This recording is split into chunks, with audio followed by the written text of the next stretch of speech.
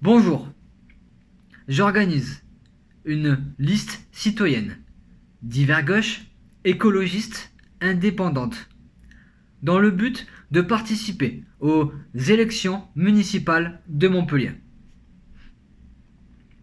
Cette liste est ouverte à tout le monde. Je propose d'organiser, en l'honneur des Jeux Olympiques 2024, car Montpellier sera terre d'épreuves olympiques, un marathon ou une course de vélo qui irait de Montpellier jusque Saint-Guilhem-le-Désert. Saint-Guilhem-le-Désert est un village qui avait été gouverné par le cousin de Charlemagne. Il est évident que le point d'arrivée de cette course pourrait être une autre commune du département.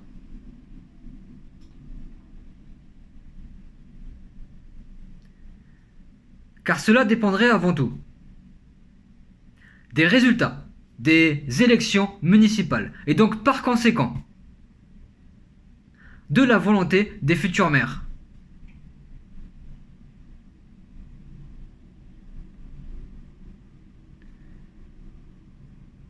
Alors,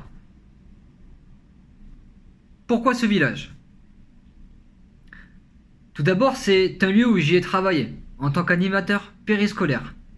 Car, en effet, c'est un lieu où s'effectuent des sorties de centres aérés par la ville de Montpellier.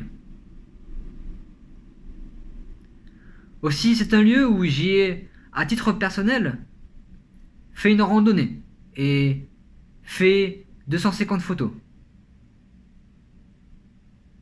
C'est un bel endroit, c'est l'un des endroits les plus touristiques de France. Cependant, c'est un endroit à forte connotation religieuse. Par conséquent, si cette course allait de Montpellier jusque Saint-Guilhem-le-Désert, une association serait créée dans le but de défendre la laïcité.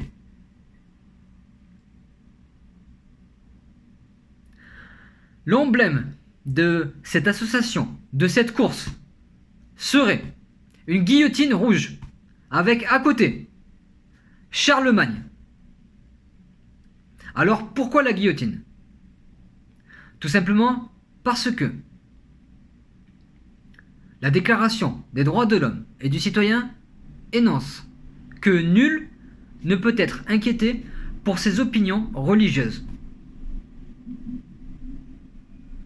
Enfin, d'où pourrait partir cette course, au sein même de la ville de Montpellier?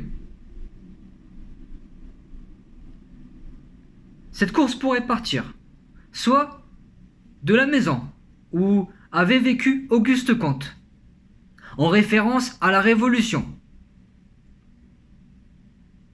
et au reste de mon programme. Mais aussi, cette course pourrait partir d'un lieu qui avait été fréquenté par Jean Moulin, car Jean Moulin avait vécu à Montpellier. Je tiens tout simplement à rappeler que Jean Moulin était un homme de gauche, notamment membre du Front populaire.